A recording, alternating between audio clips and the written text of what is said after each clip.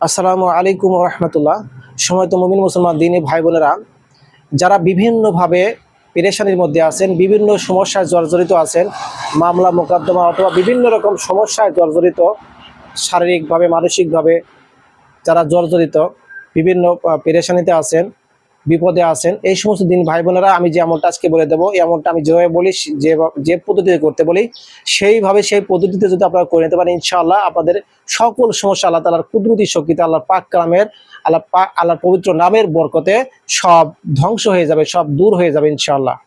আমলটি হচ্ছে যে দিনী ভাই বা বোন বিপদগ্রস্ত হয়ে আছেন, বিভিন্ন পেরেশানির মধ্যে আছেন, মানে বিপদ উদ্ধারের কোনো উপায় পাচ্ছেন না, সেই ব্যক্তি সর্বপ্রথমে আপনারা কি করবেন, আমলটা শুরু করবেন বৃহস্পতিবার থেকে।